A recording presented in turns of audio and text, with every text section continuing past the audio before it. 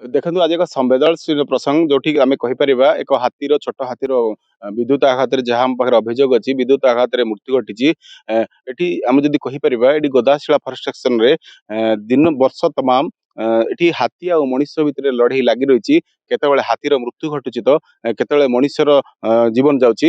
ଯଦି ଆମେ କହିବା ଆଜି ସେଇ ପରିପ୍ରେକ୍ଷୀରେ ଏକ ମାଇ ହାତୀ ଯାହାକି ଯାର ବୟସ ଅନୁମାନ କରାଯାଉଛି 1 ବର୍ଷରୁ କମ ହବ, ସେ ରାତି ପ୍ରାୟ 9ଟା ସାଢେ 9ଟା ସମୟରେ ତାର ବିଦ୍ୟୁତ ଆଘାତରେ ମୃତ୍ୟୁ ଘଟିଛି। ମୃତ୍ୟୁ ପରେ ମା ହାତୀ ତାକୁ ଚେଷ୍ଟା କରିଛି ତାକୁ ଆଣିବା ପାଇଁ ସାଙ୍ଗରେ, ଏମିତିକି 4 ଲାଇନ ବିଶିଷ୍ଟ ରେଲ ଲାଇନକୁ ପାର କରି ଗୋଡରେ ଘୋଷାରି ଘୋଷାରି ଯୋଉ ଦୃଶ୍ୟ ଆମେ ଦେଖେଇବୁ, 4 ଲାଇନ ବିଶିଷ୍ଟ ରେଲ ଟ୍ରାକରେ ସେମିତି ମା ହାତୀ ବାରମ୍ବାର ଚେଷ୍ଟା କରିଛି ତାର ଛୁଆ ହାତୀକୁ ଆଣିକି ସୁରକ୍ଷିତ ଜାଗା ରଖିବା ପାଇଁ। କିନ୍ତୁ ହାତୀ ପାହିଗଲା ପରେ ଯୋଉଠି 2 କିଲୋମିଟର ବାଟ ସେ ଘୋଷାରି ଘୋଷାରି ଗୋଡରେ ଆଣିଥିଲା ସେଠି ବର୍ତ୍ତମାନ ସୁଦ୍ଧା ସେ ହାତୀର ମୃତଦେହ ପଡି ରହିଛି। ଯଦି ଆମେ କହିପାରିବା ସମ୍ବେଦନଶୀଳ ପ୍ରସଙ୍ଗ, ବର୍ତ୍ତମାନ ସମସ୍ତ ଅଫିସର ମାନେ ବି ପହଞ୍ଚି ସାରିଲେଣି।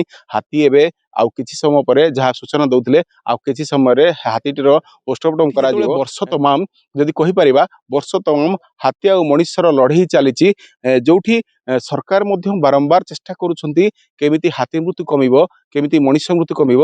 କିନ୍ତୁ ଯୋଉଠି ସୋଲାର ଚାଷୀଟିଏ ସୋଲାର ଲଗେଇଥିଲା ସେ ପରମିଶନ ପାଇଥିଲା କି ନାହିଁ, କେତେ କରେଣ୍ଟ ଦବା କଥା, କରେଣ୍ଟରୁ ଅଧିକା ଥିଲା କି, କେମିତି ହାତୀଟିର ମୃତ୍ୟୁ ଘଟିଲା, ତାର ତଦନ୍ତ ଏବେ ଚାଲିଛି। କିନ୍ତୁ ଆଉ କିଛି ସମୟ ପରେ ତାର ପୋଷ୍ଟମର୍ଟମ ହବ। ପୋଷ୍ଟମର୍ଟମ ପରେ ଜଣା ପଡିବ ଯେ ହାତୀଟି ବାସ୍ତବରେ ବିଦ୍ୟୁତ ଆଘାତରେ ମରିଛି। ଯଦି କହିପାରିବା ଛୋଟ ହାତୀ ନିରୀହ ବର୍ଷକର ହାତୀ ଯାହାର ଅନୁମାନ ବୟସ ହବ, ଫରେଷ୍ଟ ବିଭାଗ ଅନୁମାନ କରୁଛି ତାର ବୟସ ବର୍ଷେ ହବ, ସେଇ ନିରୀହ ହାତୀଟିର ଅକାଳରେ ମୃତ୍ୟୁ ଘଟିଛି।